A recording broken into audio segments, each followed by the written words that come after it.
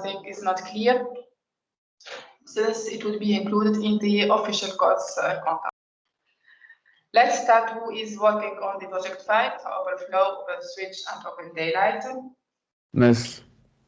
Yes, so you can start. Yes, I'm listening to you. Ryan has another quiz right now. It takes like 15 minutes. If there's a possibility that another group presents before us, that would be perfect. Oh, okay, so we can start with the next group, those who are working on Project 6. So, Cloudflare and Akamai. Yes. Yes, Miss. Just 1 second.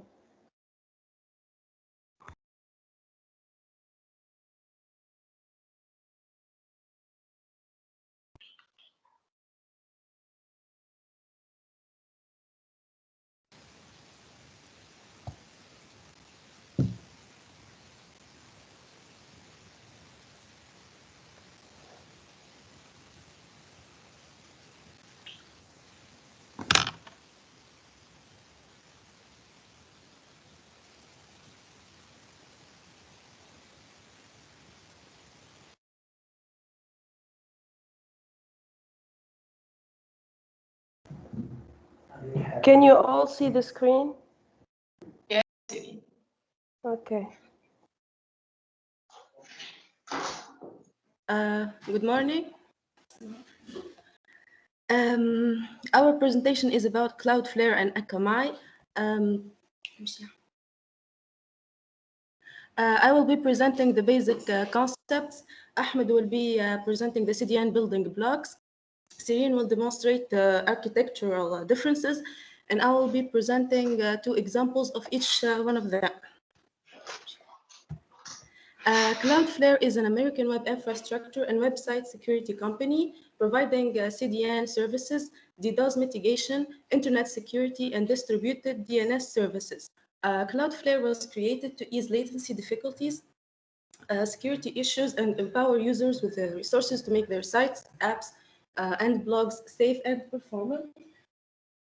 Cloudflare services sit between a website visitor and the Cloudflare user's hosting provider, acting as a reverse proxy for websites. Cloudflare also provides security by protecting internet properties from malicious activity like DDoS attacks, malicious bots, and nefarious intrusions. Akamai is a global CDN cybersecurity and cloud service company providing web and internet security services. Akamai's Intelligent Edge platform is one of the world's largest distributed computing platforms. Akamai make use of specialized DNS servers and high caching web servers to lower latency for end users.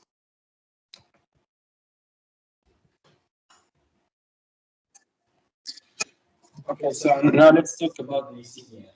So whether we know it or not, every one of us interacts with CDNs on daily basis. No matter what you do. Just to try to speak near to the microphone. Your voice are far. Miss, can you hear Ahmed? اي بعيد شوي الصوت، حاولوا تقربوا شوي الميكروفون، نسمع فيكم اما بعيد معناها. Okay, can you hear me now? Yes. Now, yes. Okay, so whether we know it or not, every one of us interacts with CDNs on daily basis. No matter what you do or what type of content you consume, chances are that you will find CDNs behind every character of text, every image pixel, and every movie frame that gets delivered to your PC or mobile browser. So what is CDN? CDN is a content delivery network, refers to a geographically distributed group of servers which work together to provide a fast delivery of internet content. CDN allows for the quick transfer of assets needed for loading internet content, including HTML, JavaScript, CSS files, images, and videos. CDNs has 4 pillars, which are the performance, scalability, reliability, and responsiveness. CDN is designed to solve latency issues and loading time for a web page. So what is latency? Every one of us faces latency every day, which is the delay that occurs from the moment a browser web page to the moment the content of that page appears. That delay is very critical to some companies, like e-commerce websites. If your e-commerce website takes too long to load, the chance a user leaves is very high. Actually, with every 100 milliseconds increase in your website load time, sales can decrease by 1%. Latency and load time is affected by many factors, like size of the web page files and the physical distance between you and the website hosting server. In that case, the CDN role is to shorten physical distance to improve delay performance and site rendering speed. As you can see in this example, without the CDN, for example, user in Europe needs to connect to origin server in USA. He or she needs, for example, 3 seconds to reach the server, plus the time needed to load the files. However, with the CDN, the same user needs only 1 second or less to reach the same files on the nearest cache server. Even if the nearest cache server don't have the requested files, that server will request the files from the nearest cache server and not from the origin server. So now let's move to the main point, which is the building blocks of CDN. The choice of infrastructure architecture is critical to shaping a CDN product identity, while also defining the value of its offering. The basic building blocks of CDN infrastructure are POPs, or points of presence. But before explaining the POPs, we should first understand what's an RTT, which is round trip time. RTT is the number of milliseconds it takes for a browser to send a request and receive a response back from a server. RTT is not influenced by the file size or the speed of your internet connection, but by the physical distance. So the POPs or points of presence are strategically located data centers responsible for communicating with users in their geographic vicinity. Their main function is to reduce the round trip time, the RTT, by bringing the content closer to the website visitors. And each CDN POP typically contains numerous caching servers. And these caching servers are responsible for the storage and delivery of cached files. Their main function is to accelerate website load time and reduce bandwidth consumption. Each CDN caching server typically holds multiple storage drives and high amounts of RAM resources. Inside the CDN caching server, cached files are stored on SSDs, which are the solid state drive, or on HDDs, which are the hard disk drive, or they can be even stored on the RAM, the random access memory. The idea is that the most commonly used files will be hosted on the most speedy medium. Since the RAM is the fastest one, it is used to store most frequently accessed items. Actually, modern cache server use RAM and SSD to provide high-speed access to cache. And benchmark tests showed that SSDs are significantly faster than the HDD, even when compared to 7,200 RPM HDD. Now let's talk about the CDN topology. We have two types, the scattered CDN and the consolidated CDN. The scattered CDN operates a high number of medium and low capacity POPs, which densely populate select geographic regions. This topology focus is on optimal physical proximity. However, the consolidated CDN operate a small number of high capacity POPs, which are strategically positioned in major data centers to serve a wider populace. This network topology represents a more modern approach to content delivery that was made possible by the evolution of internet connectivity.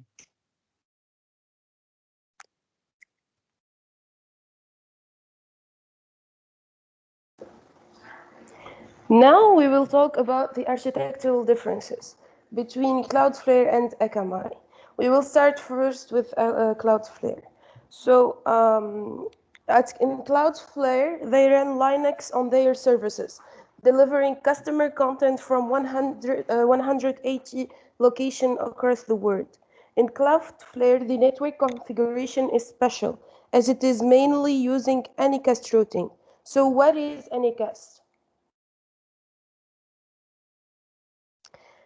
Anycast is network routing is able to route incoming connection requests across multiple data centers.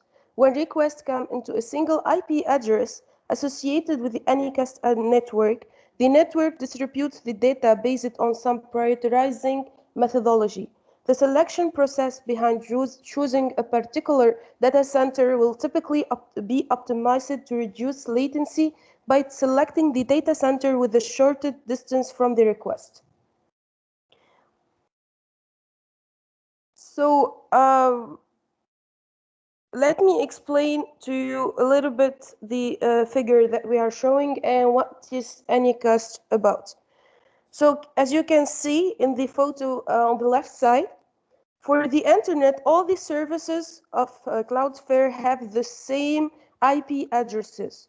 So if you are a client and you want to access the 1.1.1.1 address to your router will only see that one address. However, that address is kind of imaginary one because each server inside the Cloudflare data center has its specific IP address, but that is not Siri. accessible. Yes. Just use the mouse when you are Okay. showing something in the figure. Try to use the mouse to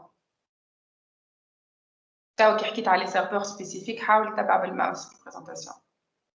Just give me 3 seconds so I can. بيسالش لا it's good but just to make us follow you exactly. ما نقعدش نلوج بالضبط وين الفيديو. Yes.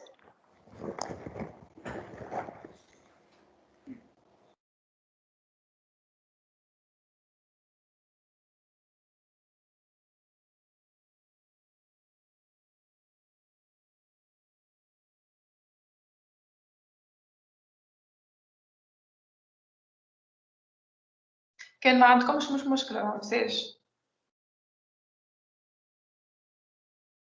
See the mouse?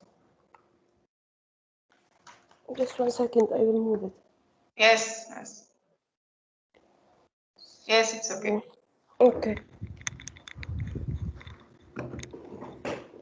As you see in this photo, as I was saying, that all the data centers have the same IP addresses all over the world. In here, London, it's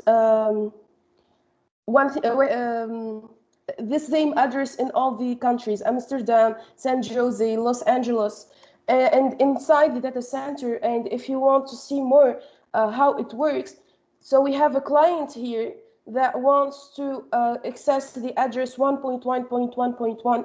So the router will only see the magic 1.1.1 is a destination which does not actually exist and is never really routed to. So it's an imaginary IP address. Inside the Cloudflare data centers, we have many servers with different IP addresses that the outsider will not see. So your router will see only the same address for all the data centers all over the world. So what are the advantages, first, of the Anycast? The advantages of Anycast is that they guarantee the optimal speed for end users. No matter where you are located, you will always reach the closest data center. Then Anycast help us to spread out DDoS attacks. During attacks, each of the location receives a small fraction of the total traffic, making it easier to ingest and filter out unwanted traffic. So I have another figure that I have made that will explain to you more how the Anycast works and how the Cloudflare works. So we have user A, which have the access to the router A, but there is also many routers, the router B and router C. And those are the services of Cloudflare. All those services servers, which are basically different data centers, have the same IP address. So when the user sends the request to the router A, the router A will think, well, I have many routes to take. The first one is I go directly to the server A, and with that I have one hop to make. And the second option is that I go to the router B, and from router B I go to the server B. And then the total will be 2 hops. The third option is that he goes to the router B, router C, and then server C. And in this road, he will make 3 hops. So here, as a router that chooses the Anycast, it will go directly to the server A because it is the closest server from each location and have the minimum number of hops to make to get to the server. This is about the Cloudflare. Now we will move on to the Akamai. As you can see, the Akamai is described. It has the many edge servers that are located in different places that work as a cache. And we have the content origin that have copies in many edge services, and the end users will only access the edge services which are closest to them. So let's talk about how the Akamai network works.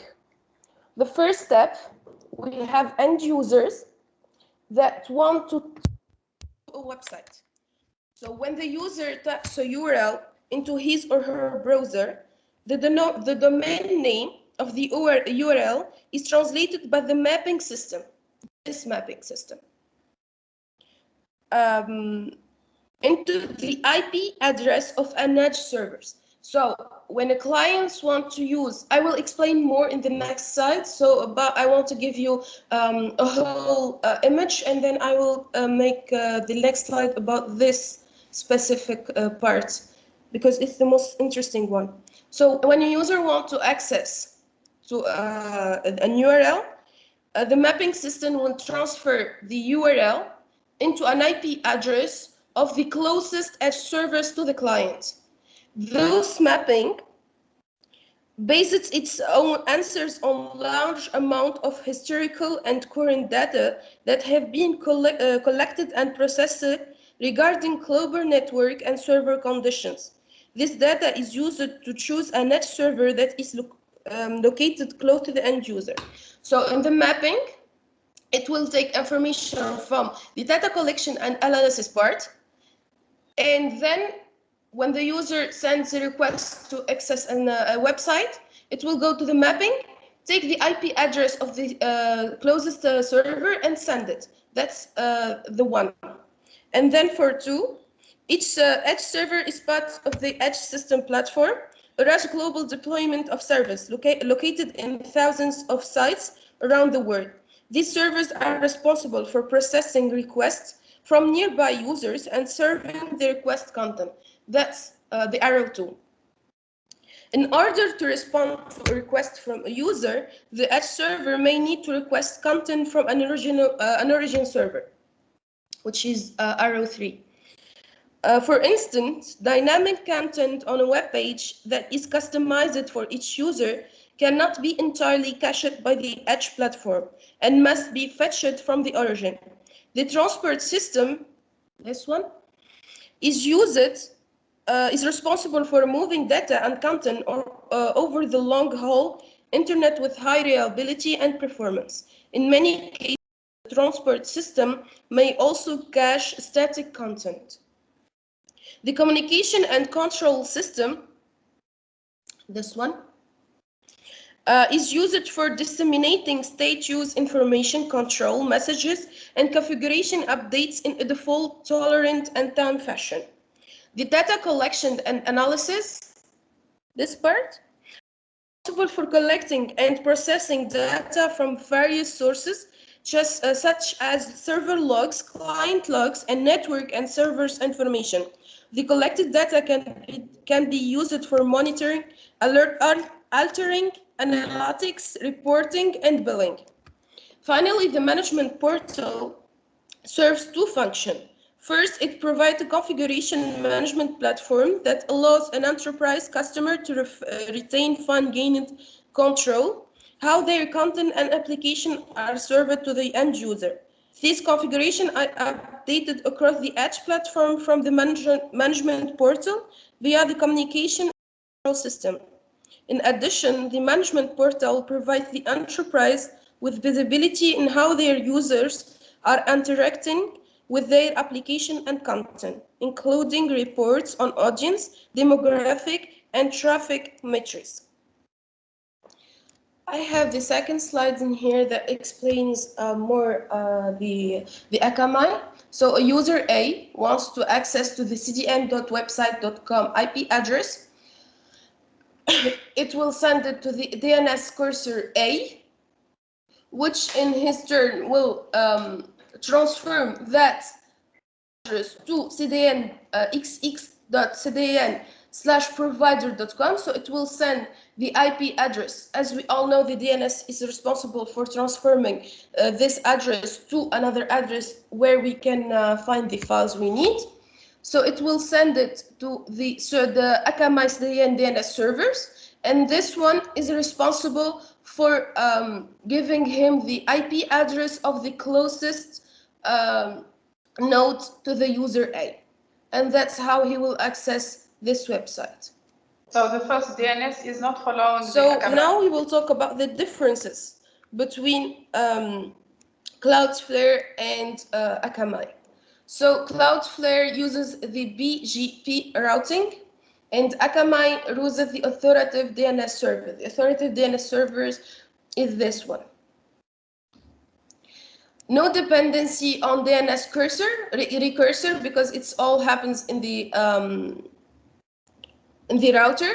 However, the Akamai without the DNS recursor, it cannot work. The Cloudflare is you have a button in Cloudflare to press if you have an attack on your application. So it's not automated. However, in Akamai, it can know directly if there is an attack. The Cloudflare is basically small compared to Akamai, because Akamai have a lot of more servers than Cloudflare has. The Cloudflare has an efficient load balancing, inefficient mapping, inability to read network conditions. However, Akamai takes into account of server loads and network congestion. So this is all for my part. We will move now to the case studies.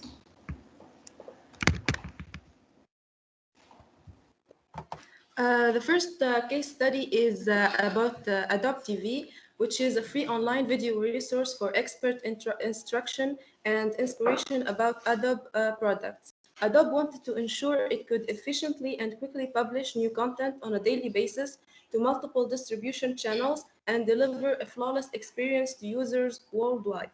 That's why it turned to Akamai.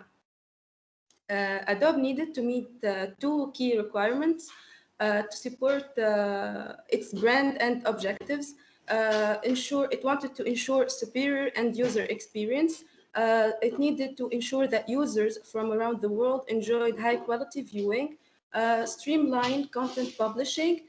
They wanted a solution that enabled staff to efficiently publish content on a frequent basis to both the Adobe TV site and Adobe Media Player. The success of this endeavor is evidenced by a nearly 10% conversion rate for trial downloads from the Adobe TV site. The next case study is about Cloudflare, which is Udemy. It was when China's private spending on education has increased, and with this clear demand for private education in mind, Udacity launched its services in China earlier this year. Udacity's initial entry into the market, however, was met with frustration as customers had difficulty accessing Udacity's US-based content because of strict internet regulations by the government and slow internet connections throughout China. The portal through which students access Udacity's content was still based in the US through Amazon Web Services. Udacity knew they had to increase the performance of their classroom or lose the customers. To solve this challenge, Udacity needed a content delivery network (CDN) that had the presence in mainland China that could locally cache their JavaScript, CSS, and image assets so students could learn without interruption. So Udacity chose Cloudflare, which offers a globally CDN network with 20 points of presence, POPs, across mainland China through a strategic partnership with Baidu. Udacity's asset load times dropped from 10 seconds to 0.5 seconds thanks to Cloudflare's China CDN. That's all for now. Thank you for your attention. Thank you very much. So it's a very good and very clear presentation, I think. If some of you have questions related to this presentation. I have a question. Yes. So, if I did get it right, does the Cloudflare provide a virtual DNS? That's the major function of Cloudflare. A virtual. Ahmed.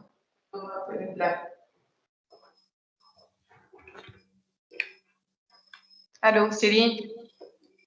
Can you please repeat your question? So I said, does the Cloudflare, the main function of the Cloudflare is to produce a virtual DNS? That's the main function of it. So could you, Céline, come back to the figure where you have presented the architecture of Akamai? Could you give here what are the this one on the the other the previous one, please. This one? The previous one. Yes. Could you here show what is the perimeter of the Akamai? When appears the Akamai servers? All of this is the Akamai server. So it includes switch path. We are not seeing the. Really? Sorry. مش مشكلة سميهم حتى بالاسم. The edge servers and the transport system. And for the origin, it's not related to Akamai? It is. So just here to answer, so Akamai is not only offering DNS.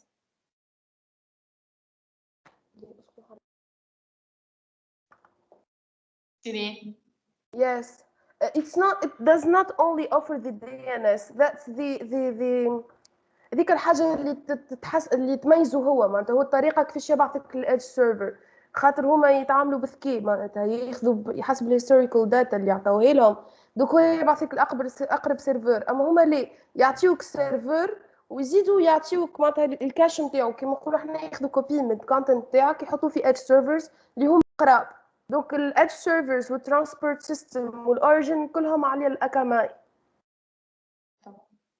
معناها هو نحن هنا كي نرجعوا للكاش سيرفر مش معناها هو الكليون اند يوزر will just stop at the edge server.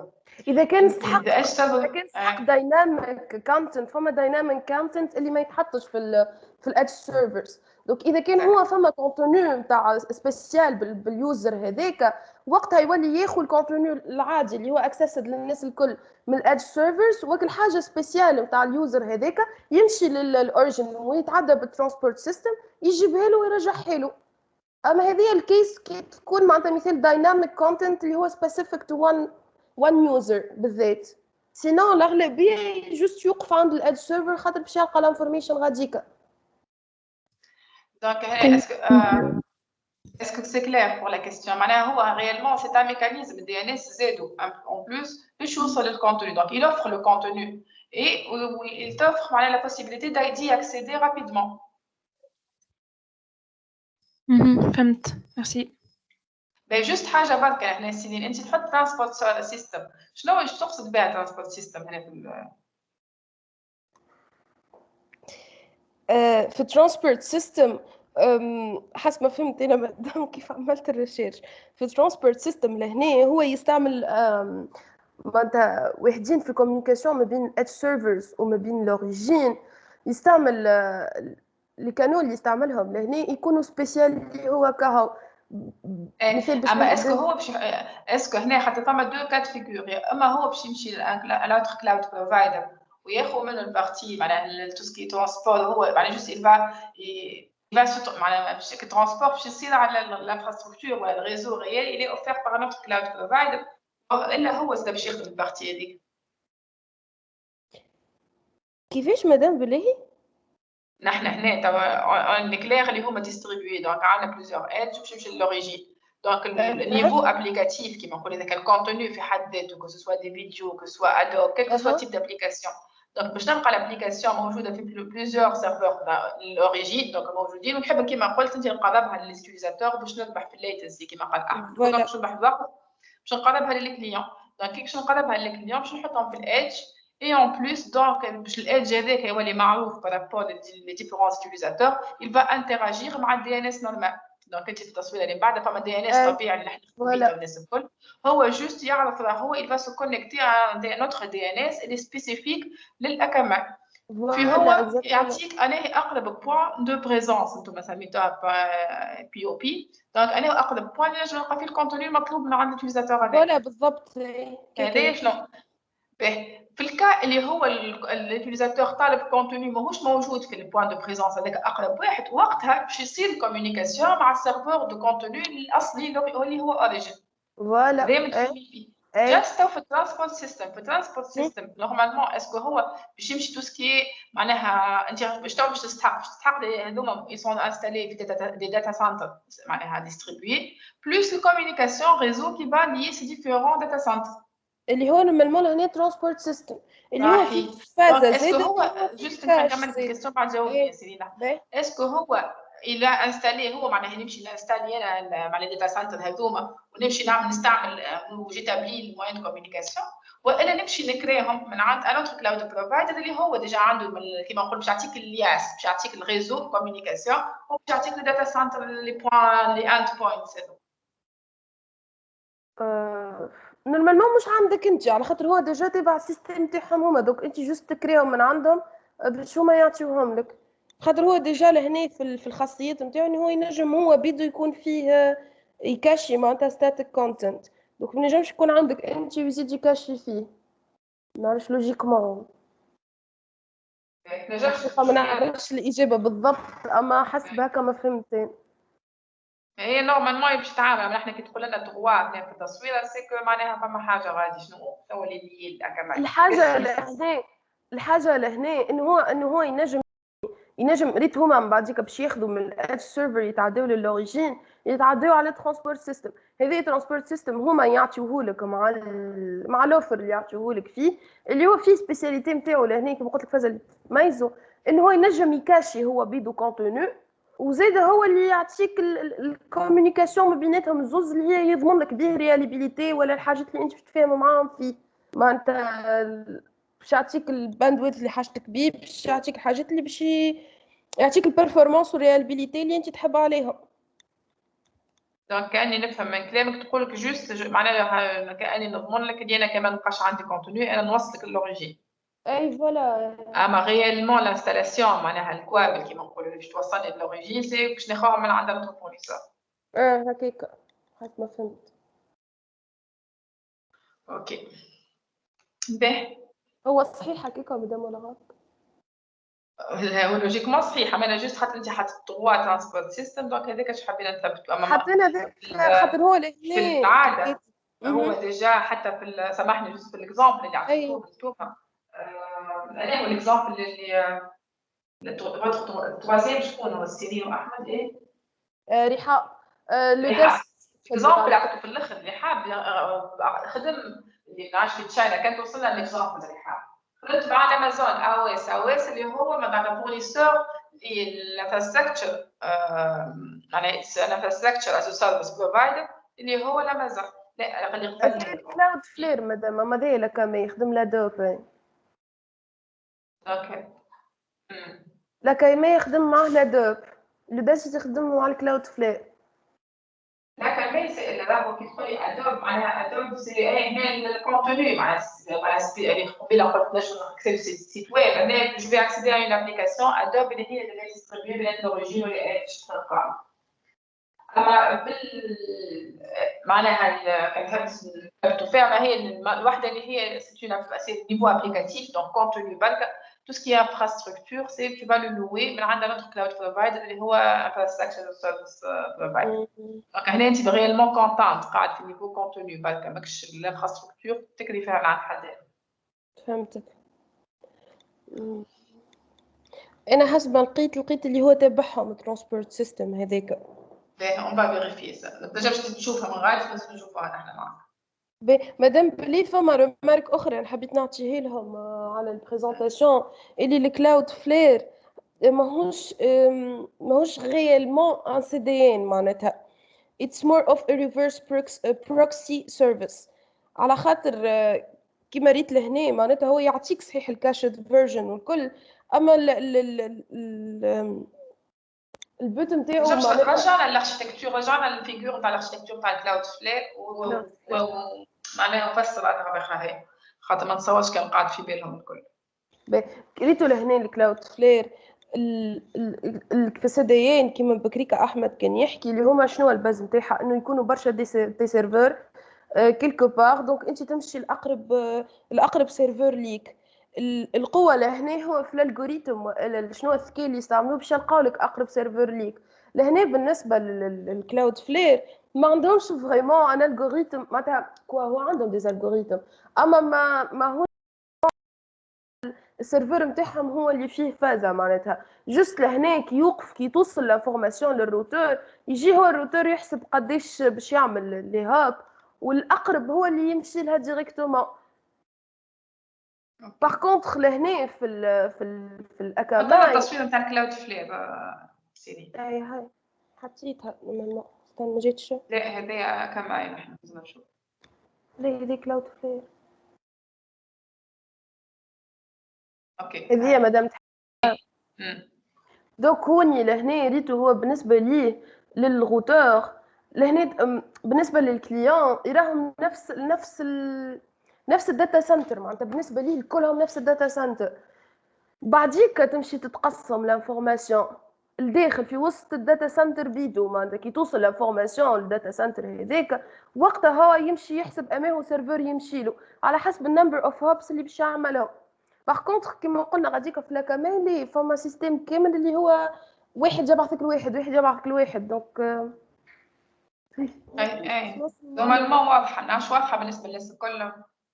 اش كيف فما دي كيستيون بيان اكسبليكي معناها هي قبيله كي باش نوصلوا مع البيج تاعي الكل نوصلوا رابيدمون الكونتوني دونك باش نقصوا الليتنسي كيما قالوا في الاول دونك البارتي هذيك يا اما نوصلها باني فرضا شويه عندي ان دي ان اس اللي هو دي ان اس سبيسيفيك لاكاماي اللي هو يعطيني اقرب بوان دو بريزونس والا هنا الغوتور باش يشوف وين موجودين هالي بوان دو بريزونس ويحسب اقرب شمان حسب اقرب شمان ديريكتومون يبقى معناها روتي دونك معناها البارتي ابليكاسيون ما تشوفش سي بلوتو نيفو روتاج معناها نيفو 3 في الريزو دونك شوف انا اقرب بوان دو بريزونس ويعدي الترافيك لي زدت كليا في بعد انا توا نتصور معهم سي بون واضح. يعطيكم الصحه. عايشكم مدام احمد سيرين وريحه سيرين très bien fait donc c'est bon pour بالنسبه لي انا سي بون كان فماش دي كيسيون لي. لا يعطيهم الصحة مدام الله يفورينهم برافو. يعطيكم الصحة. Maybe it's a stupid question. ما فهمتش شنو هما number of hubs when it comes to cloud. اوكي number of hubs ريش هي ريت باغ اكزومبل انت ما نعرفش انا باش ما هو من اباري لاباري معناتها مثال من جيت واي سوبوزون باش يمشي ينقز هو هكا ولا باش يتنقل من الجيت واي 1 للجيت واي 2 باش تتعدى على الخيط اللي هي هذيك تتسمى هاب. ريت تعجب من حاجه فيزيك لحاجه فيزيك عن طريق كونيكسيون معناتها خيط ولا الوان ولا اللي هو هذيك تتسمى تنقيزه.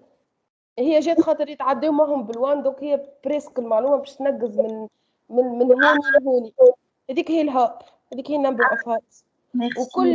وكل انفورماسيون عندها نمبر ليميتي نتاع هابس تنجم تعملهم سينو تضيع في الوسط. دوك هذاك علاش هما ديما يحاولوا انه النمبر اوف هابس ينقص على الاخر باش ما تضيعش في الوسط الانفورماسيون. clear. Hi, sir. So thank you. I think that we can move to the next presentation. So نرجع للفايف number 5. Quiz, it's okay. اوكي مدام. نبدأ الكلام عنه. Open flow, open switch, and open daylight. مدام بالله جست قبل ما يبداو الولاد يعملوا برزنتيشن تو في الكويز مدام فما الادفانتج نتاع الباس والساس وبينيفيت وايشوز مدام انتم سونسي باش نحفظهم انا معناها ولا فاهم الكونسيبت خاطر فاهم بالبدايه ما باش نحفظ ولا اسمك شكون معايا ماهر مدام ماهر خاطر ما حتى المره اللي فاتت نفس الحكايه احكي لك مدام خايف علينا تو ديجا انتم قاعدين نعملكم تفهموا في لي كونسيبت سي سا باش نقعدوا نفهموا في لي كونسيبت بالضبط. دونك حتى في لي كويز يجيك دي زيتود سبيسيال مثلا ونسالك عليهم بارابول. دونك اذا كان انت فهمت ليتود داك هذاك تنجم تجاوب عليه. اوكي ميرسي مدام ان شاء الله ان شاء الله سامحوني الولاد. سكرين تاعك قاعدين نشوف فيها. Yes. So good morning everybody. We're going to try to explain today these three concepts: open flow, open daylight, and open switch, and how they can work together. So this is the work of three people: myself, Mohammed Amin Trifi, and Isam Yamuna. Our presentation will start by explaining some basic concepts, then the building blocks of SDN, and then we are going to try to explain the three main concepts one by one, and then their architectural differences and some examples of use cases. ريان ماناش قاعدين نشوفه راه مازلت واحدة في السكرين الأولى.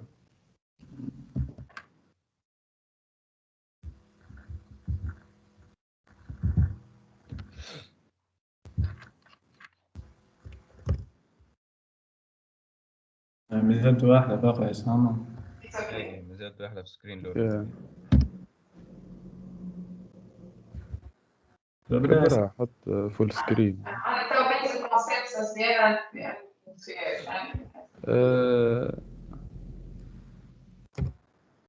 أما it's not full screen معناها it's just PowerPoint هكا عصام. أيه.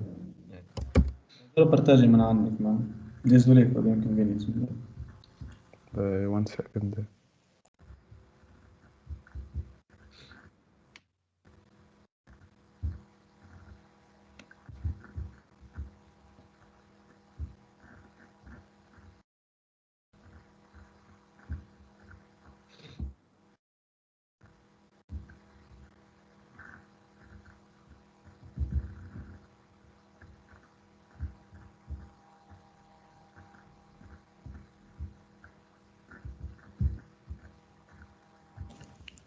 قاعدين نشوفك.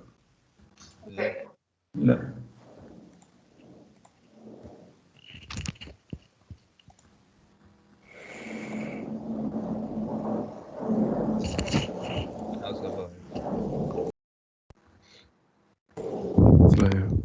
as we said, we're going to try to explain these three concepts, and this is the collective work of three people. This is our outline. We are going to start by explaining some basic concepts to try to understand more the open flow and open switch and open daylight. So we are going to start by introducing one of the concepts, which is SDN, short for Software Defined Networking Technology. Next slide, please.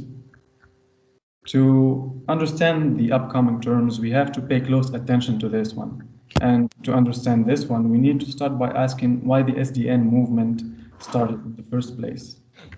Well, to keep it short, some engineers thought networking devices should be programmable, just as other computing platforms.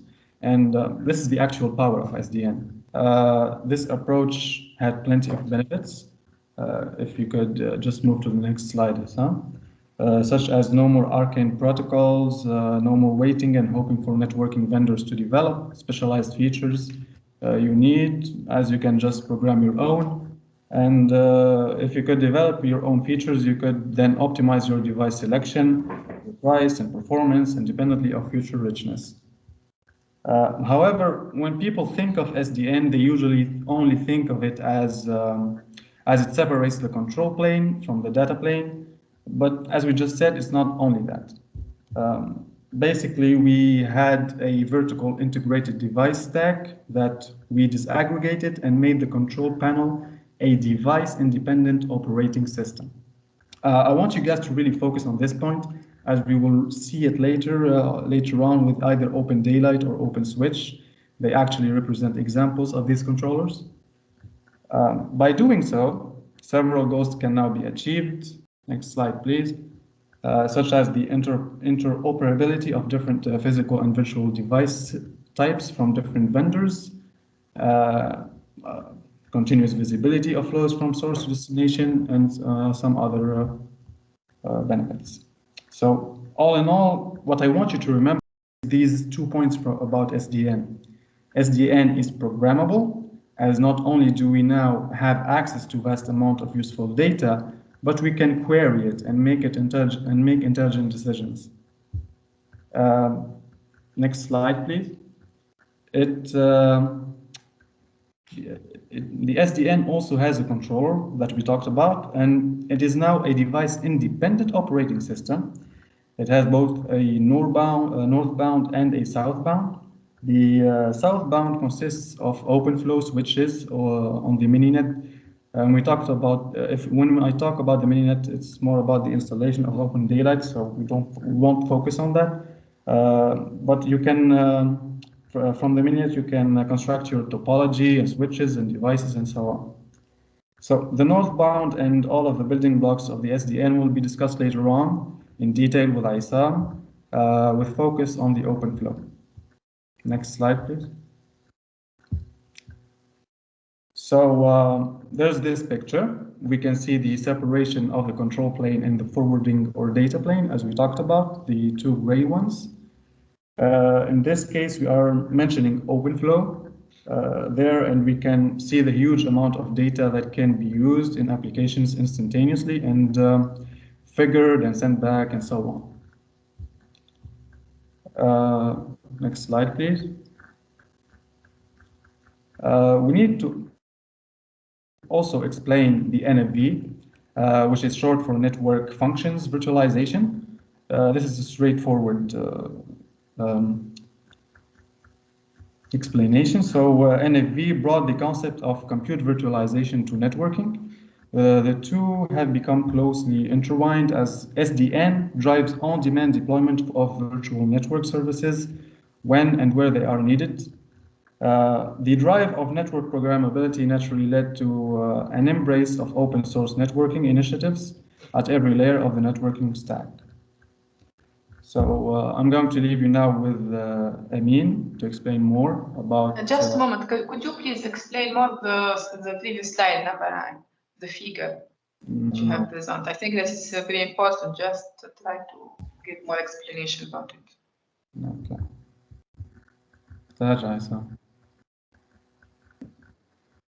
This one. Could you explain it, rather? So we talked about SDN and how data can be managed in a more efficient way with SDN, and we talked about how the control plane and the data plane are now separate. So we can see that with the graph. Also, there are transport tools in the bottom layer, which that includes also OpenFlow and some other switches. But we will see that in detail afterwards. I didn't want to explain a lot about it. So in the remaining part, you will explain related to this figure. Yeah, we will still be explaining, especially when it comes to the building blocks of SDN with Aissam. Okay. So I'll try to explain API, which is an important concept that will come across later on. API stands for Application Programming Interface, which is a computing interface that defines interactions between multiple software intermediaries. It defines the kind of calls or requests that can be made, how to make them, the data formats that should be used, the conventions to follow, etc. It can also provide extension mechanisms so that users can extend the existing functionality in various ways and to varying degrees. An API can also be entirely custom specific to a component or designed based on an industry standard to ensure interoperability. Through information hiding, APIs enable modular programming, allow users to use interface independently of the implementation. So in essence, it simplifies programming for programmers by abstracting underlying implementations and only exposing the objects the developers needs to see. Next slide.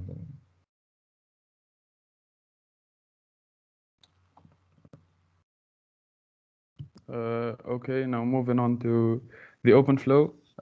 First, I'll try to give a brief description. OpenFlow is one of the first software-defined network standards and defined communication protocol between SDN controllers and the forwarding plane of networking services.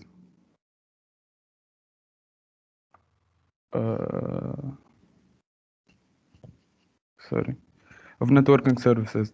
It is a standardized protocol for interacting with the forwarding behaviors of switches from multiple vendors.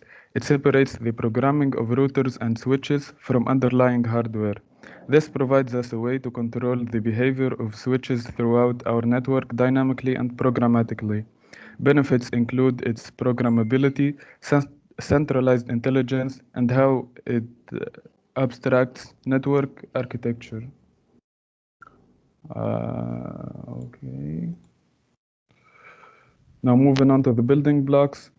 The SDN switch, the SDN controller, and the interfaces present on a controller for communication with forwarding device. Generally, the southbound interface that Ryan talked about, which is the OpenFlow, and the network application interface, which is the northbound interface. All of these are the fundamental building blocks of an SDN deployment. Switches in an SDN are often represented as accessible via an open interface, as the control logic and algorithms are offloaded to a controller. OpenFlow switches come in two varieties. The first are pure or OpenFlow only, and then hybrid or OpenFlow enabled. Pure OpenFlow switches have no legacy features or onboard control and completely rely on a controller for forwarding. However, hybrid switches support OpenFlow in addition to traditional operations and protocols. Now, finally, I'm going to give an example that further explains how an OpenFlow switch works.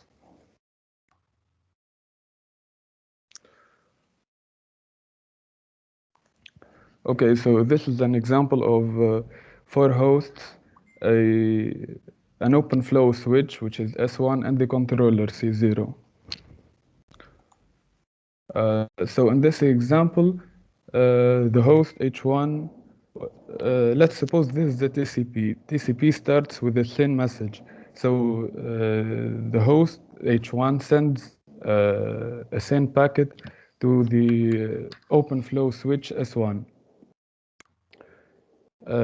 This is called a table miss because in the local table, in the OpenFlow switch, when it checks its entries, there is no entry for a SYN packet. So then the OpenFlow switch sends a packet in containing the message, which is the SYN packet, to the controller.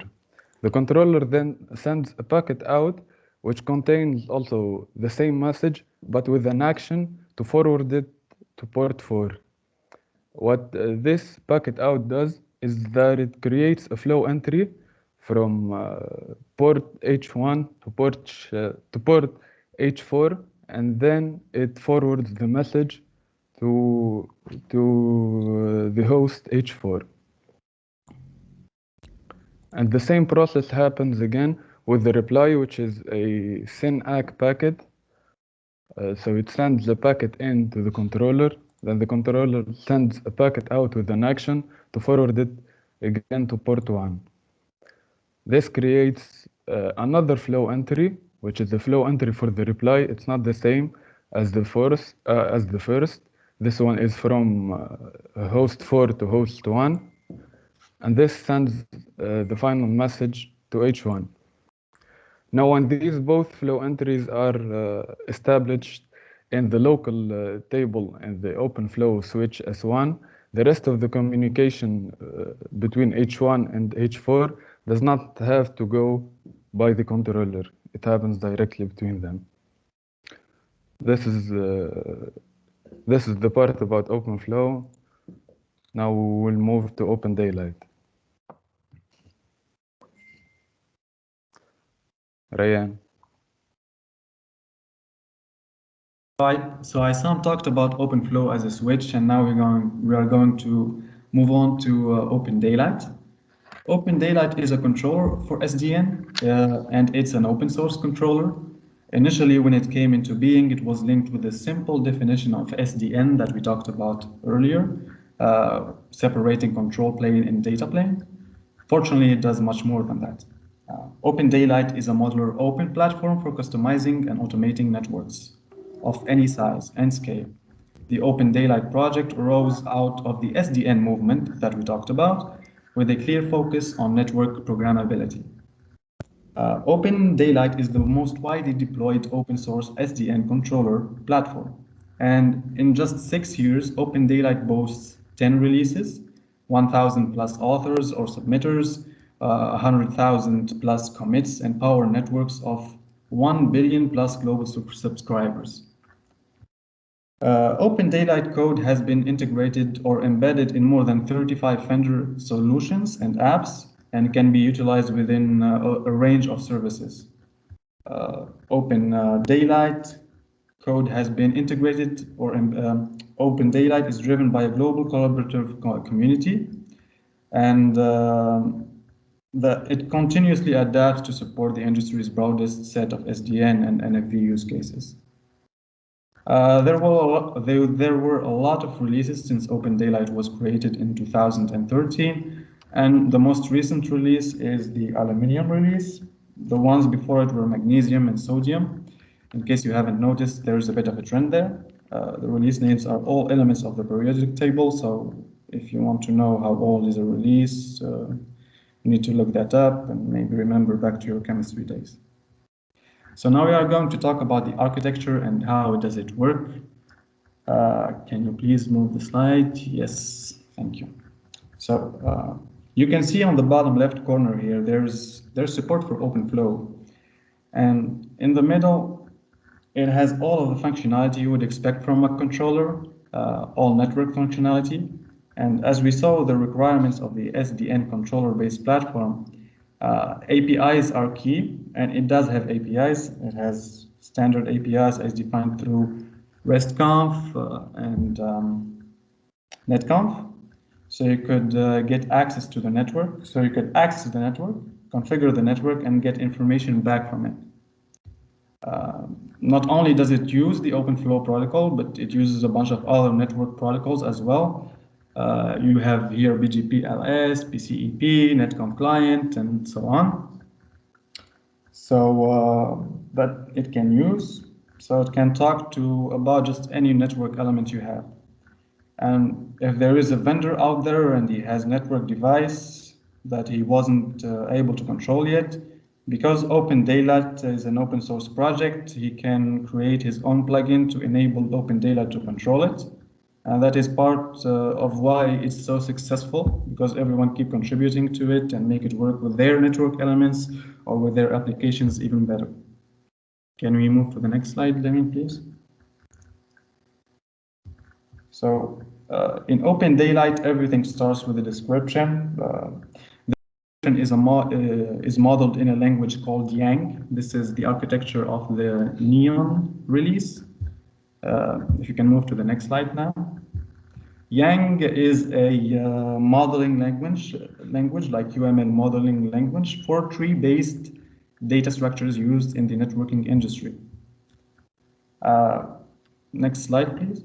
Once the messages are modeled in Yang, a component called Model-Driven Service Abstraction Layer, or MDSAL for short, is used to provide content-based routing around two specific trees called data store. So the first tree here is called the configuration tree, and it's used to store the desired state of the system. The second one is called the operational tree, and it gives the current runtime status and statistics of the system. Based on the desired state, whether these are OpenFlow states or others, the application can request on the system, can send a request on the system via three-phase commit operation to the MDSAL data store. The changes to the model will initiate a reaction, thus making component interactions possible. Can you move to the next slide now? Okay. Next slide. Just a moment. The black box here so the black box is related to the hardware itself. The figure that you have. Which figure? Just that the one that you have explained now. Can you go back? This one or the one before it? No, the other one, the black one. No, this not the bad. No. This one, so actually اللي على جنب OpenFlow is orienting something to a black box. This is the hardware. We said that when there were changes to the model, there's something that's going to be sent to all the trees. So it will initiate a reaction, and it will go to OpenFlow. Then it will go to the hardware or devices on the network.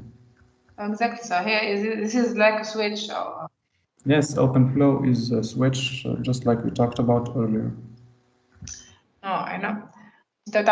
Juste question, tu تعمل virtualisation dans tout ce qui est réseau. Donc le niveau اللي تحكي عليه معناها كأنك باش تعمل virtualisation تاع les fonctions réseau تاع routage تاع switching كلهم seront virtuels. Donc you have created two layers, the layer of virtualization and the hardware layer that remains that is already existing. So that's why you have said that you have two steps. The first one is configuration, and anything that will change, it will move to the operation, and the operation will map باش يمشي لديفايس حقيقيين switches ولا.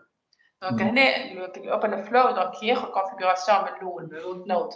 هذيك عملت انت كانك كونسيبسيون تاع الترافيك كيفاش يصير عندك روت نود وبروفيتيرز كونتينر. هذيك دونك البارتي conception, le design of the network that you have conceived through la virtualisation. Donc l'implémentation تاعها ولا l'application réelle opérationnelle هو باش يصير البلاك بوكس اللي يبعث للأوبن فلو. So this is the hardware معناها switch اللي معناها في الهارد مش باش نحكي بارتي اللوجيسيال هو باش يخدم على الأوبن فلو بارتي سوفت. This is what you would like to say that كلامي صحيح معناها ولا؟ Plus ou moins حسب ما فهمت صحيح خاطر it goes to the OpenFlow as a switch but it goes to the connected hardware بعد يرجع. انت عندك الوحده تو انا نسال فيك معناها هذايا شنو فهمت من اللي انت فصلته لنا تو كاش نسال فيك اسكو سي سا معناها كان غلطه صلحت. لا نورمالمون هكا. وقلنا انه هذا it makes component to component interactions possible. وفي السلايد الجايه اليمين you can see انه several components can now connect with each other or can interact with each other via this process. That's it. Next slide, please. So we talked about the architecture of the Open Daylight already. We already talked about how it's model driven with the MDSAL and Yang language, so you can skip that. But it's also modular and multi-protocol. The modular design of the Open Daylight platform allows anyone in the Open Daylight ecosystem to leverage services created by others, to write, to create their own, and to share their work with others, and so on and so on. Open Daylight includes support for the broadest set of protocols in any SDN platform: OpenFlow, OVSDP, NetConf, BGP, and many more. That will improve programmability of modern networks and solve a range of user needs. Southbound protocols and control plane services anchored by MD-SAL, just as we saw, can be individually selected or written and packaged together according to the requirements of a given use case. This modular framework allows developers and users to only install the protocols and services they need, no more, combine multiple services and protocols to solve more complex problems, and evolve the capabilities of the open source platform as well. They can quickly develop custom value-added features for highly specialized use cases, leveraging a common platform shared across the industry. There's also the S3P. That means the architecture is also secure, scalable, stable, and performant. The Open Daylight community provides continual improvements across its projects in the areas of security, scalability, stability, and performance, or S3P. The testing and integration groups, along with people from each individual project, work together to run tests and give the developers real-time results to see how changes affect S3P. And security is actually a key area of focus for Open Daylight, as the platform provides a framework for authentication, authorization, and accounting, or they call it the AAA, as well as automatic discovery and securing of network devices and controllers. In general, open source software has major advantages when it comes to security. Anyone can find and report vulnerabilities or issues. And now I'm going to leave you with Lamine so he can explain more OpenSwitch, which is another controller of the SDN network.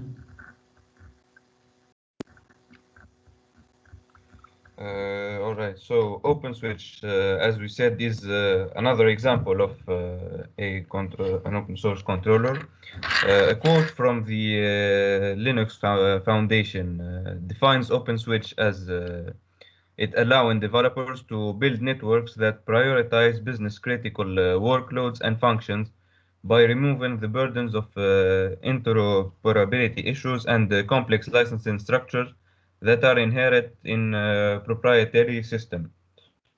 OpenSwitch is developed collaboratively, allowing users and network operators to achieve advanced performance, flexibility, and security throughout the network protocols. Now, for more detailed information, OpenSwitch is an open source network operating system and ecosystem, an early adopter of emerging concepts and technologies such as hardware and software disaggregation, the use of open source, SDN, NFV, etc., which disrupt how networks and networking equipment are built and operated. It is designed using a Debian, a standard Debian Linux distribution with a modified Linux kernel. OpenSwitch also provides a programmable high-level abstraction of network components such as switching network processors and optical transceivers. It is architected as a scalable, cloud-ready, agile solution, which and relies on open source software implementation, which provide for a flexible infrastructure to enable both network operators and vendors to rapidly onboard open source network OS applications. Some of its features include the convergence of networking, servers, and storage, which by using Linux as an operating system provides a solid foundation for the convergence of networking, server, and storage solutions. OpenSwitch allows users to easily deploy the management and orchestration solutions that are typically available for Linux servers and storage systems. Another highly important feature is programmability, as OpenSwitch provides an object-centric API for application development so that users can implement their own applications using a well-defined object model and set of programming APIs. It supports Python, C, and C++, and a set of standard Debian software development packages, which are provided for with the OpenSwitch OPX. It also features an open platform abstraction, which is another object-centric application programming interface. And lastly, which is also another important feature, the disaggregation of hardware and software, which allow users to not be tied down to a single vendor or provider of networking services, and grants more flexibility and scalability for the users. As for its architecture, as I mentioned previously, it is built on a Linux infrastructure, and it works. It is built on the control plane service, which is an object-centric framework that mediates between application software components and the platform, and provides a model to provides the framework for defining Yang modeled APIs with Python and C and C++ bindings. We also have a switch abstraction interface, or SAI, which is an API and an open interface that abstracts vendor-specific switching network behavior. We also have the Network Adaptation Service, or NAS, which manages the higher level abstraction of the network switches. It manages the middleware that associates physical ports to Linux interfaces and adapts Linux native APIs to the switching network. The system device interface, which is an API that provides low-level abstraction of platform-specific hardware devices, such as fans, power supplies, sensors, etc. The platform adaptation service, which is a higher-level abstraction and aggregation of the functionality provided by the previously mentioned SDI component. Finally, the platform description infrastructure, which provides a means to describe specific per platform configuration parameters, such as the number of ports per system, supported transceiver modules, does mapping of Linux interfaces to physical ports. This component contains the platform-specific system startup configuration and scripts. This is a figure that summarizes the architecture of the OpenSwitch. As we can see, it relies on a lot of abstraction of hardware, so that the users can easily modify and program the systems to their convenience. We'll move on now to a comparison between the differences between the architecture of OpenSwitch and OpenDaylight.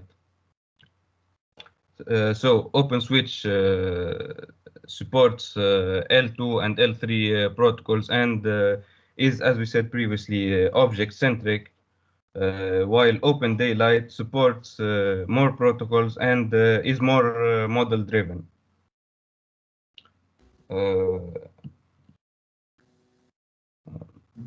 Are you hearing me? Yes.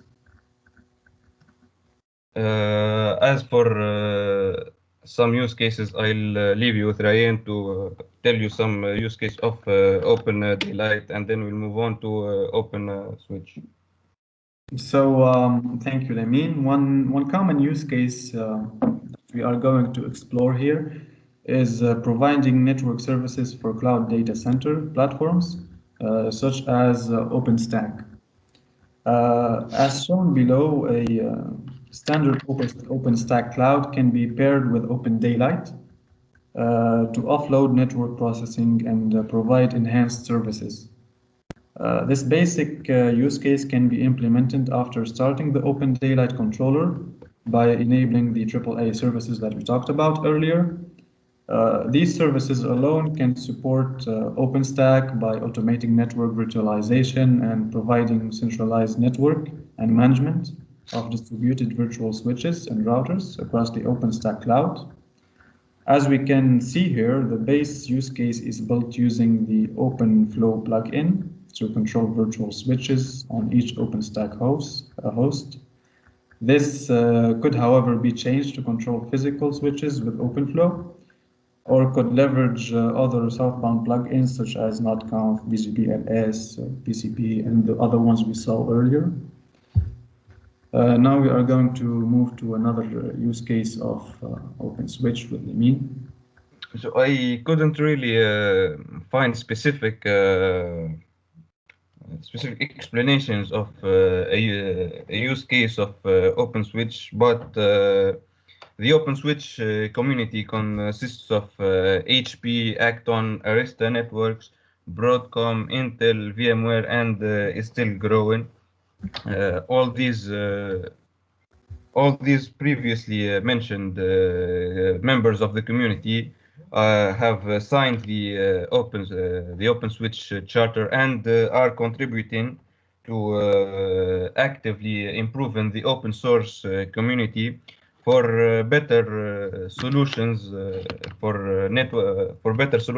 to businesses needs for networking services. Thank you for your attention, and please feel free to ask us any questions. Thank you. Okay, thank you for the presentation. Thank you. Have you any question, please?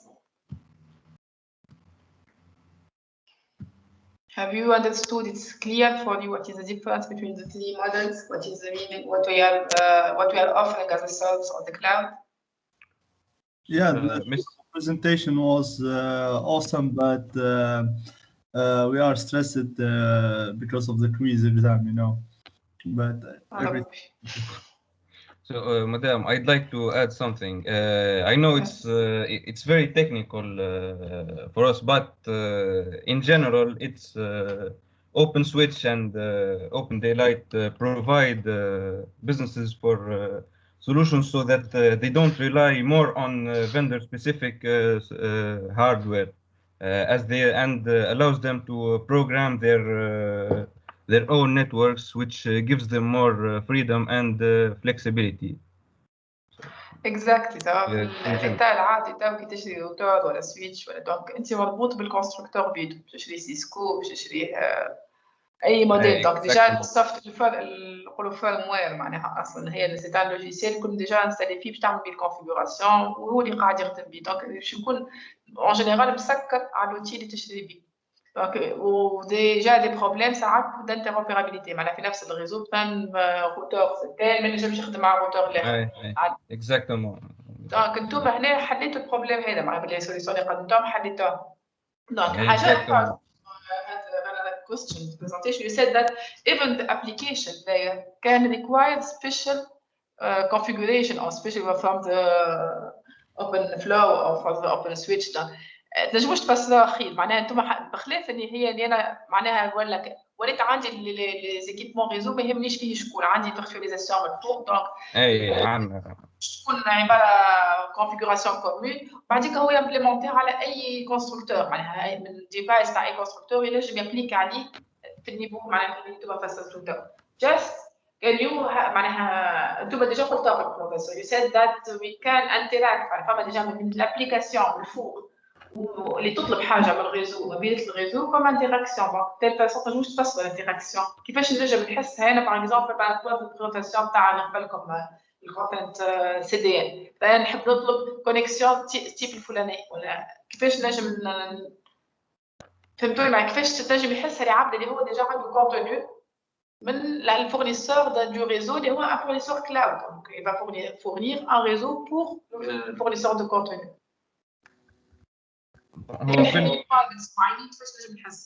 هو حسب ما فهمنا هو بويسك بيلت على لينكس معناها ليانغ يعمل تراديكسيون ما بينات الديفرنس هذيك يعملها تراديكسيون ويروليها بعد ما نعرفش كان واضحه شويه ولا معناها باغ اكزومبل انتم نرجع نسيت السلايد انا ما قلت مثلا فما دي زابليكاسيون تطلب اون كاليتي دو سيرفيس معين يعني زابليكاسيون تطلب اني انا مثلا الليتنسي نقصها اني انا ما فماش شكل مثلا بيرت ما فماش دونك اللي نحن اكتشفناهم لي كونترانت تاع الريزو ريالمون قلت نجموا نحلوهم بهذو دونك لابليكاسيون اللي عندها دي ريكوايرمنت سبيسيفيك كو سوسوا ما تحبش فما دي زيرور يظهر لي فهمتك ايش تقصد اما احنا الاو دي ال قلتها خدت في البريزونطاسيون بروميس معناها programmability و it allows الفندرز ولا اليوزرز باش يعملوا اللي يحبوا معناتها كلكو سوا يعملوا بلاج انز الحاجات للابليكيشنز بتاعهم اكزاكت هذاك هي البوينت معناتها نتلوج عليها نجم تعمل programmability نجم تبدل اللي تحب مع اوبن دايلايت والا اوبن سويتش دونك معناها tu peux optimiser le réseau اللي تحتك تنجم تصنع له انت ريزو سبيسيفيك اللي هو حسب الريكوايرمنت نتاعو اي سكيل مع من المين ادفانتجز نتاعو انه سكيلبل على الاخر معناها انت والنيدز نتاعك نجم تزيد ولا تنقص في الريزو وكمان نجم ندخل لك شغل اللي يعطيك اكثر معناها خاطر نحن تاع البروبليم تاعنا سورتو كاليتي معناها يبقى ديما البروبليم تاع الريزو صحيح الانتروغرابيليتي والسكيلابيليتي والكاليتي خاطر ذاك اللي يحس انه اليوتيليزاتور تاع الكلاود on est ici pour faciliter la vie, pour offrir des services et يكونوا هما optimal في الكواليتي معناها نقول الكاليتي ديما كيما قلت لكم تفرج انت تصور تتفرج في فيلم ولا في حاجه كيفاش تحس على الكاليتي تحسها في تجيك تبطأ في ساعات تجيك برشا تبعثها بعدين تنقص اكل بارتي والا يجي اغلاف على دي ريزو معناها دي باكي فوق بعضهم هذاك كيفاش راح نحسها كاليتي انتم بالطريقه هذه بالفيرتواليزاسيون تو اوبتيميزي الريزو اللي بالنقطه ما يهمكش شنو دونك تو كونستروير عندك ريزو فيرتوال كونستروي بعدين تو امبليمونتي ما يهمكش شنو اللي هاد باش تستعمل اللي هاد الموجودين pour assurer une qualité اللي نجم معناها البارتي فيرتواليزاسيون elle offre الكاليتي هذيك مادام هذايا دونك الانتراكسيون مع لا بي انتم حكيتوا مع لا بي كل لا بي هو سي السيرفيس ريزو شنو يطلب الريزو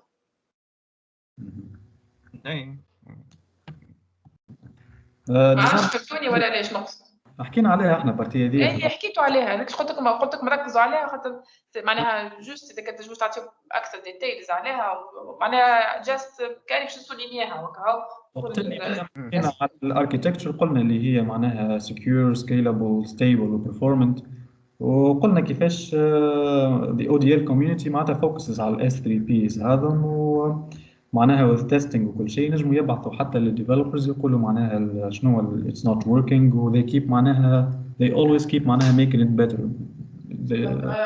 الصح الاول اللي حطيتوها البارتي كونسيبسيون ريزو كيما l'UML عرفتوا ان اوتر موديل دو كونسيبسيون ان اوتي دو كونسيبسيون بور الريزو بيت دونك it's good معناها تو شو ات باهي يعطيكم الصحة سي بيان.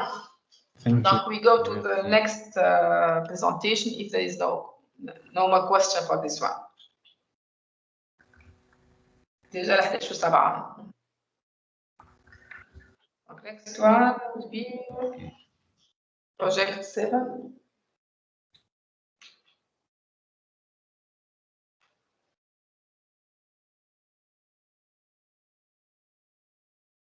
شكون خدم بروجيكت 7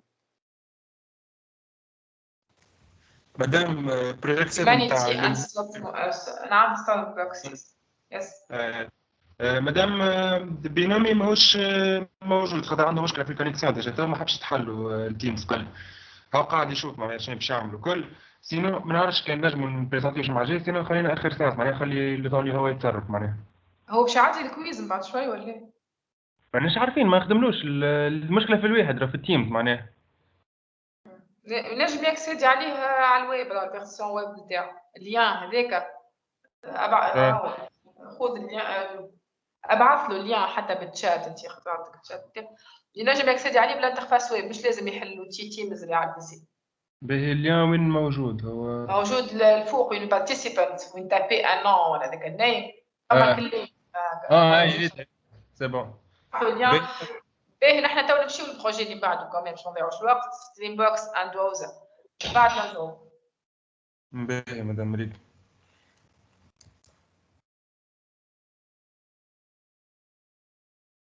project 8 is Dreambox and Oza.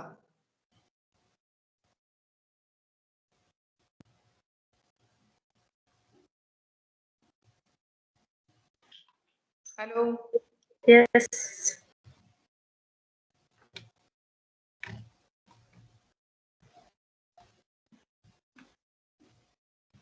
In case project is not ready yet, we can go to project 9. Madame, what exactly the quiz? كم le 4 présentation نعمل un quiz نص séance معناها نخدم نحن 4 quiz ومن بعد 4 اخرين. Okay.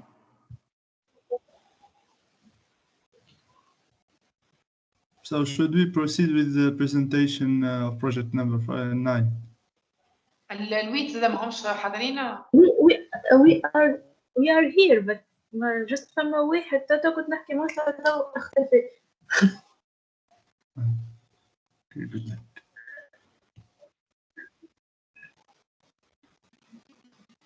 تنجموا تبداو وهو يخلط عليكم في وسط البريزنتاسيون ولا Hello. لا؟ هو il va faire le partage.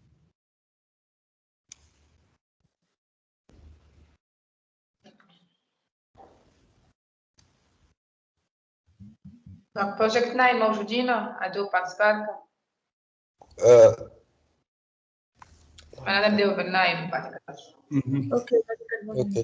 اوكي. Donc ملك وأمل اليوهي Yes. خلينا نعمل شير سكرين. دونك خلينا نعمل شير سكرين. بلي لحظة مدام يعني نعمل شير.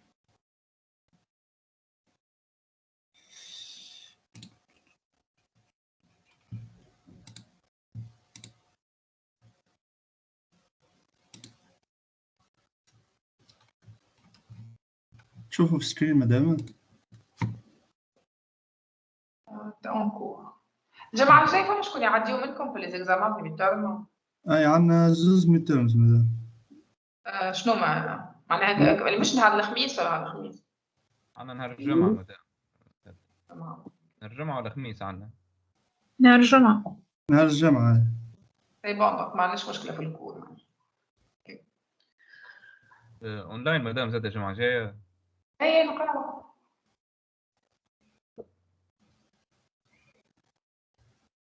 دونك الجمعة الجاية نورمالمون الشابيتر اللي بعد اللي هو الفيرتواليزاسيون. جوست نكمل الفيرتواليزاسيون وقفنا نبداو لي لاب معناها نتاعو. تنجمو تبداو ملاك وأمل وماهر. بلا لحظة برك مدام خاطر عندي لهنا مش قاعد يمشي.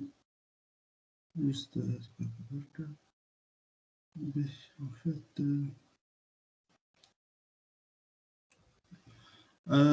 الواحد بلوكي لي بلا لحظة مدام سمحت. جست دقيقة.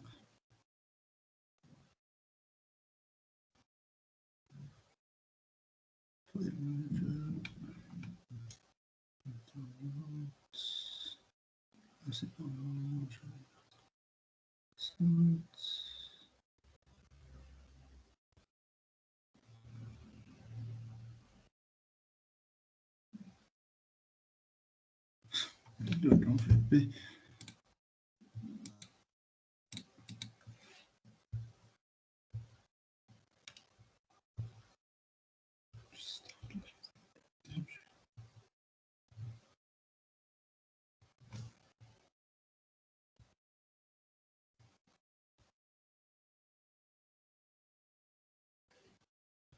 حابش يتحل الفايل mais c'est pas un problème. En fait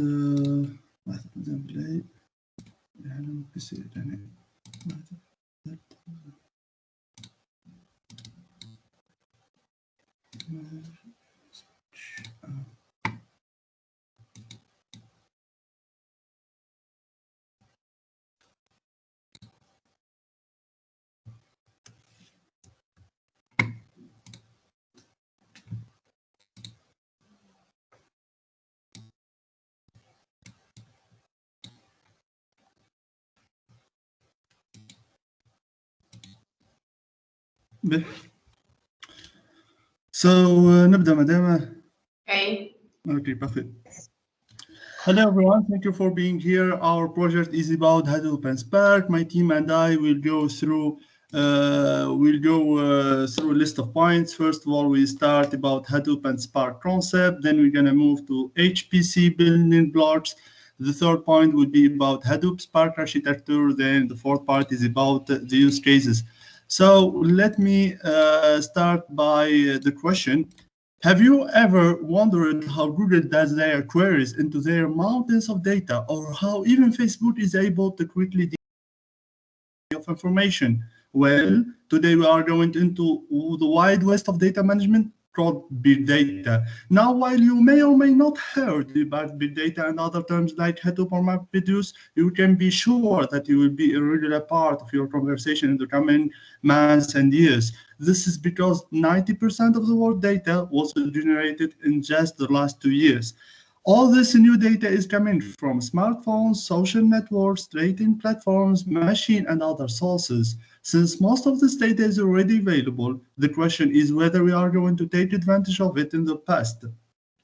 In the past, businesses would simply write larger and larger checks to their database vendors of choice. However, in the earlier 20s, companies like Google were running into a wall. To address this problem, Google Labs team developed an algorithm that allowed the large data collection to be chopped into smaller chunks and mapped it to many computers. They called this algorithm MapReduce. This algorithm was later used to develop an open source project called Hadoop, which allows applications to run using the MapReduce algorithm. Over the long run, Hadoop will become part of our day-to-day information architectures, and we start to see Hadoop playing a central role in statistical analysis, ETL processing, and even business intelligence. The algorithm was to develop an open source project, We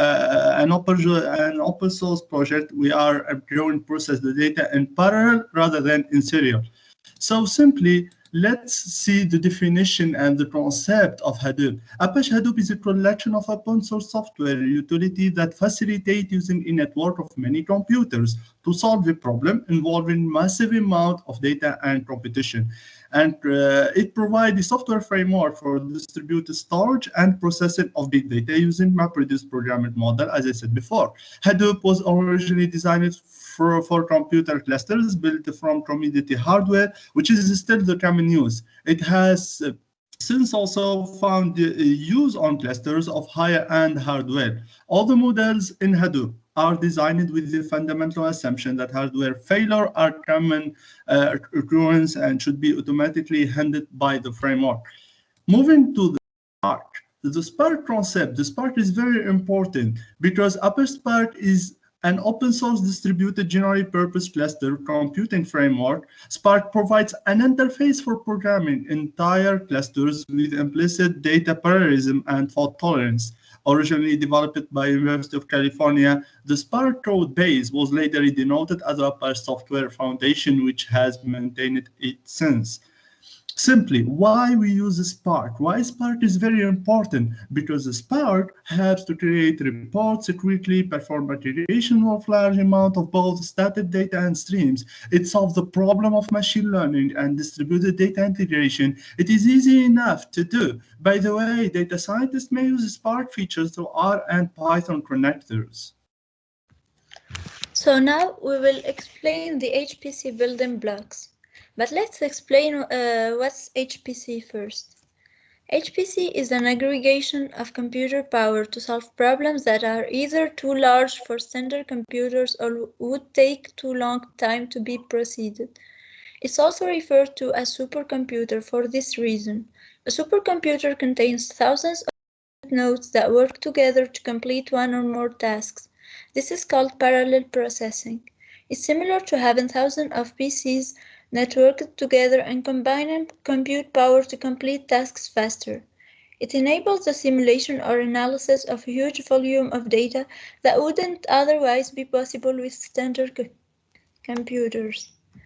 To put it into perspective, a laptop or desktop computer with 3 GHz processor can perform around 3 billion calculations per second. Although much faster than any human being, it is trivial compared to HPC solutions that can perform quadrillion calculations per second. HPC is the main force driving the innovations seen in science, technology, and big data today.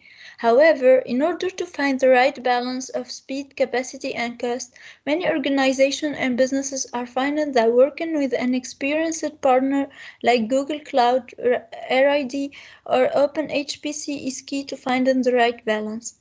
As we are on a cloud session, we decided to explain HPC building blocks from Google Cloud perspective to better understand the concept. So we have three main components in the HPC building blocks, which are compute, the storage, and the network. So the first component, the compute. The compute engine provides customizable virtual machines running in Google Cloud. We can control the resources as needed and choose from a range of machines types for the workloads. For instance, there are several machine types. The general purpose type is used whenever the application needs large memory sizes. The compute optimized type, which is dedicated for most high performance computing application, and the accelerated optimized type, which could be used if you need to use graphics processing unit GPU. For very specific requirements, custom machine types with the exact number of cores and memory could be used to match the workload's requirement and get the best performance. Another option is the use of cost-effective preemptible virtual machines, which are short-lived compute instances suitable for batch jobs and fault-tolerant workloads. The second component is the storage. The underlying storage system is critical to the performance of many HPC applications. For instance, there is a lot of storage option in Google Cloud. The cloud storage is highly scalable object store to store any amount of data. The persistent disk is durable and high-performance block storage for your virtual machine instances. And finally, the file store high scale is a high-performance scalable system that makes it easy to upload files shares to virtual machines of the compute engine. The third part is the network. Google's privately managed global network infrastructure ensures that the data and application are the least exposed to the public internet. Private cloud PCs networks are available to enable connectivity from the compute engine virtual machine instances and configure firewalls for applications. With placement policies, the placement of virtual machines in data centers are controlled. Compact placement policy provides low latency between nodes by placing instances close together within the same network infrastructure to speed communication between nodes. So to resume what was said, we have to determine the compute, storage, and networking requirements for the HPC code, then create the HPC cluster using compute engine instances connected to the storage of our choice.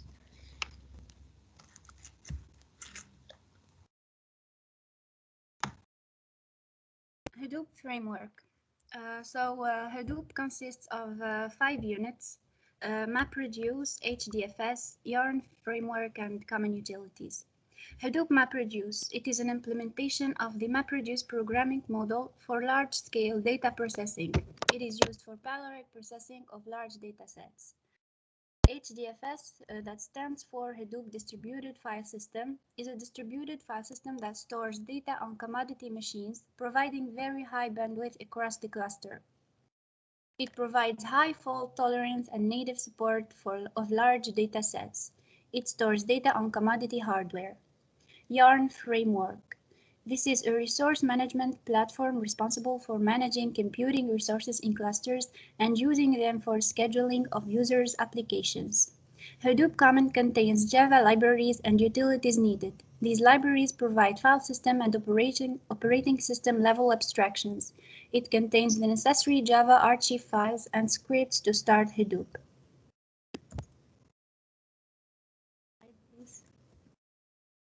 Hadoop architecture. We have 2 layers in one single Hadoop cluster, as we see in the graph. The HDFS layer, which is used for storage of voluminous data, and the MapReduce layer, which is the processing unit of Hadoop that allows the parallel processing of the data storage. A small Hadoop cluster includes a single master node and multiple worker nodes. The master node consists of a job tracker, task tracker, name node, and data node. A slave or worker node acts as both a data node and task tracker. Next slide.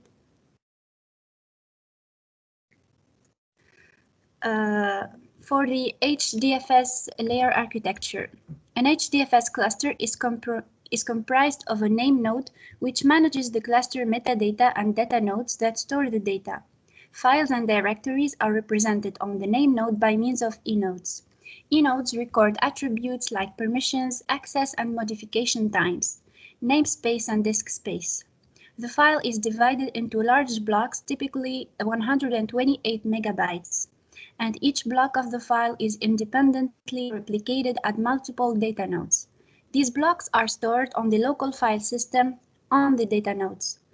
The name node monitors the number of replicas of a block. When a replica of a block is lost due to a data node failure or disk failure, the name node creates another replica. The name node maintains the namespace tree and the mapping of blocks to data nodes, the space image in RAM. The name node does not directly send requests to data nodes. It sends instructions to the data nodes by replying to heartbeats sent by those data nodes. The instructions may include commands to replicate blocks to other nodes, remove local block replicas, re-register and send an immediate block report, or shut down the node. Next slide.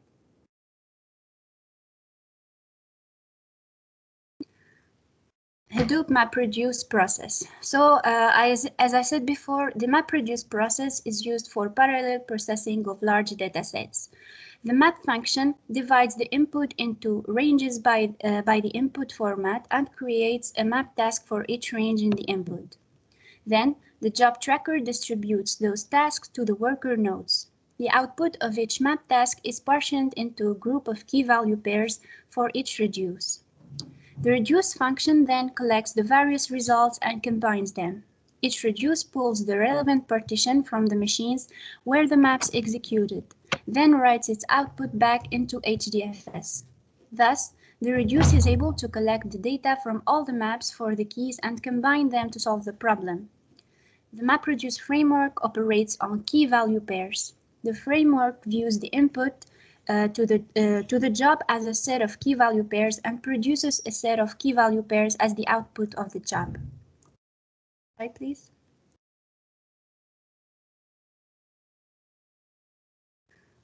Spark architecture. Apache Spark architecture is based on 2 main abstractions: resilient distributed data sets, which we'll talk about it in depth later, and the directed acyclic graph, DAG. The DAG is nothing but a graph which holds the track of operations applied in resilient distributed data set. In Apache Spark, it is a set of vertical of vertices and edges, where vertices represent the RDDs and the edges represent the operation to be applied on RDD. In Spark directed acyclic graph, every edge directs from earlier to later in the sequence. Next slide, please. Resilient distributed data set, which are RDDs. RDDs are the building blocks of any Spark application.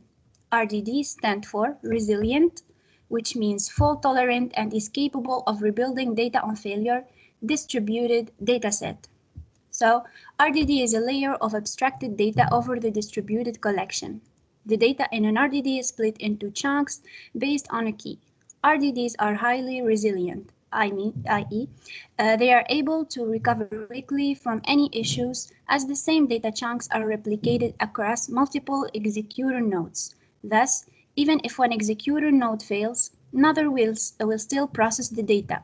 This allows you to perform your functional calculations against your dataset very quickly by harnessing the power of multiple nodes. Next slide. Working of Spark architecture. As we see in the graph, in your master node, you have the driver program, which drives your application.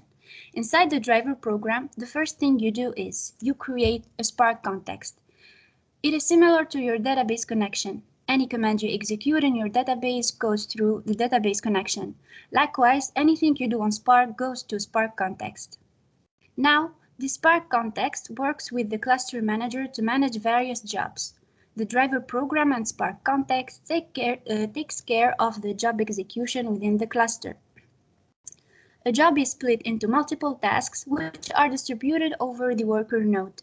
Anytime an RDD is created in Spark context, it can be distributed across various nodes and can be cached there. Worker nodes are the slave nodes whose job is to basically execute the tasks. These tasks are then executed on the partitioned RDDs in the worker node and hence returns back the result to the Spark context. Spark context takes the job, breaks the job in tasks and distributes them to the worker nodes. These tasks work on the partitioned RDD, perform operations, collect the results, and return to the main Spark context. So to know about the workflow of Spark architecture, you can have a look at the infographic below. As of step 1, the client submits Spark user application node.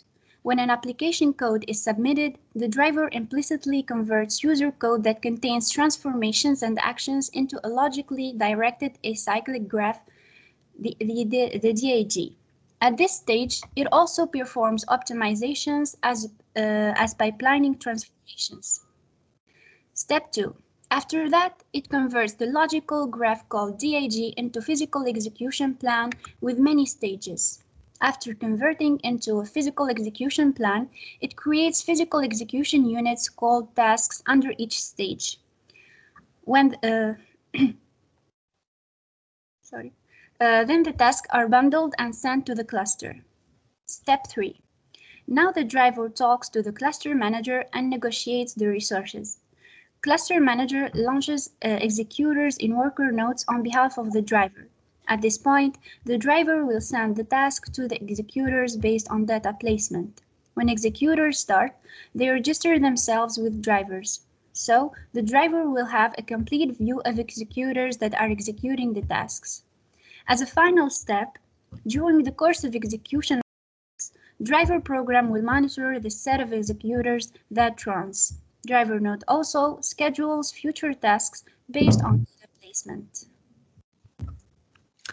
So now we will present a Hadoop use case on the healthcare sector.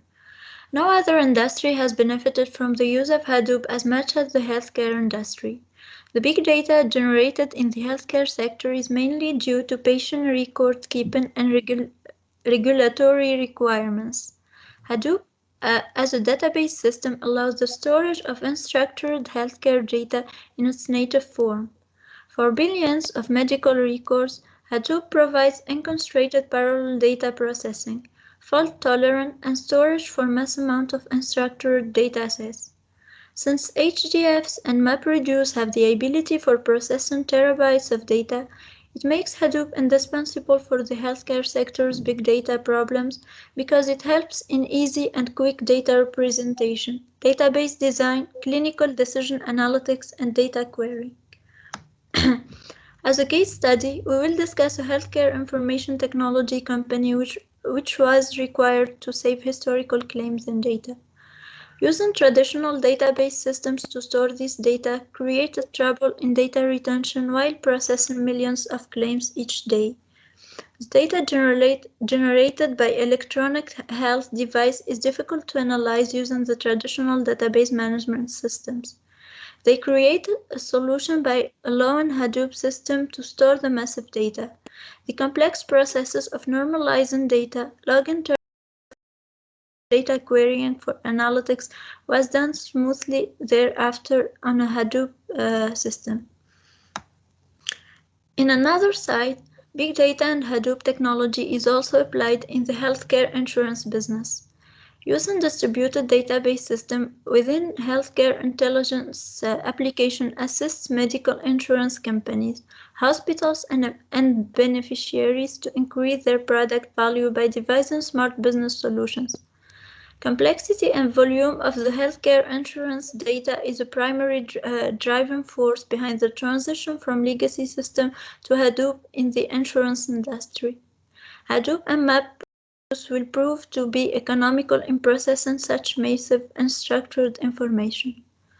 For example, if a medical insurance company needs to estimate general age of population below which individuals are not victims of a specific disease, they can create profitable policies suitable for different parts of the population.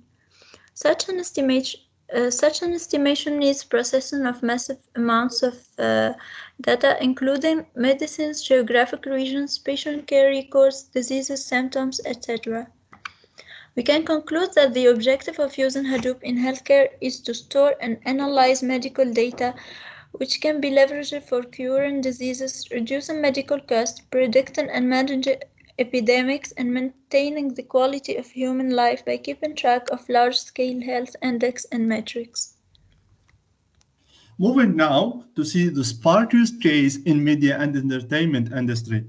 As a matter of fact, Spark has created a huge wave of good vibes in the gaming industry to identify patterns from real-time user and events to harvest on opportunity as like auto-adjustment on gaming levels, targeted marketing, and player retention is in final, and so on. Most of the video sharing services have put Spark to use along with NoSQL database such as MongoDB to showcase relevant advertisement to their user based on the videos that they watch, share, and on activity based on their users. So, for example, Spark at Yahoo. Spark has found a new customer in the form of Yahoo to personalize their web content for targeted advertising. Machine learning algorithms are put to use in conjunction with Spark in order to identify on the topics of news that users are interested in going through. Just like the trending news article based on the user accessing at the Yahoo News services, earlier machine learning algorithms for new personalization would have required around 2,000 lines of C and C++ code. But now with an advent of Spark and Scale, algorithms have been cut down to bare minimum of around only 150 lines of programming code. Another example of use of Spark is at Netflix. Another name that is even more popular is that the similar around Netflix put Spark to process real-time streams to provide better online recommendation to the customers based on the viewing history. Streaming device at Netflix leverage upon the event data that is being captured and then leverage it upon the Spark machine learning capabilities to provide very efficient recommendation to their customers. Netflix is known to process at least 450 billion events a day that follow to server-side application directed to Apache Kafka. Finally, Spark at Pinterest, which is another interesting brand name, which has put to use Spark to discover the happening trends in user engagement details. This has been done to react to the development latest trends in the real time by performing an in-depth analysis of user behavior on their website. Thank you, everyone. And please, if you have any question, feel free to ask. Thank you. Thank you very much for the presentation. I appreciate it. It's a good presentation. What do you think? Have you any question? It's very Are you good. here with us? Yes, it's a very good presentation. So it's clear for all of you what is Adobe and Spark and how it works. I appreciate also the presented by Melek when she speaks about the different transactions, how it is distributed, and I think that these diagrams are very clear. Thank you. Thank you. So if there is no question related to this presentation, we'll finish with, I don't know who is ready now, the 8 or the 7. After that, we'll go to the quiz, and I think that we'll not have the time. We should have schedule another session to finish the other 4 presentations. If you are available next Wednesday afternoon, it would be good. Just I will wait for the confirmation from you. باهي présentation اللي بعد دونك جوست نحققوا سيونس دونك باش نكملوا فيها الاخرين بخلاف السيونس تاع الجمعه الجايه. اي اوكي بدا بارفي. 8 or 7 who is ready?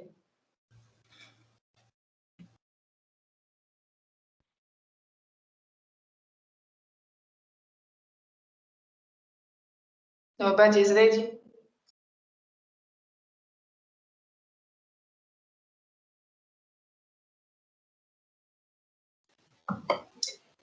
Miss, for group 8, we are trying to solve the problem of the mic, but it still didn't work. We're sorry about it. vu اللي عنا الكونترات نتاع الكويز وفو اللي معناها نورمالي بنقضيو بعد ريستي باهي on peut stopper اليوم les présentations لهنا دونك نحل لكم الكويز pour 15 minutes. Vous aurez 15 minutes, 15 questions. Juste des situations مش صعب normalement facilement vous allez les faire. وقت نستنى منكم شكون الريبريزونطون يقول لي وقتاش vous pouvez on peut programmer une séance معناها ماذا بينا الجمعة الجاية. ينجم واحد يتكفل بالبارتي هذه يشوف لنا وقتاش شكون وقتاش ديسپونيبل. الو اي مدام هاي نجمة كان 4 العشية ما تقراوش ما عندكم حتى شيء نو ديجا نحطوا حتى 4 العشية. فما ويبنير تقريبا مدام نتاع ستاج بي اف معناها اوكي. انتوما بالسبت تقراوها السبت ديما تقراوها. نحن السبت بون مش الميجر كواليتي سا ديبون. فما اللي عاملين خاطر الجمعة الجاية باش نبداو الكول دونك ماذا بيت نوتخ سيونس شوفوا انتوما عملوا سيفي بين بعضكم تنجموا تشوفوا عطيوني وقت نعملوا فيه كملوا فيه لي بريزونطاسيون. مادام ما يقلقكش العشيات حتى بعد 4. ميساج جوست تقول لي وقتاش حتى في الليل يقلقني معناها كذا. اوكي داكور.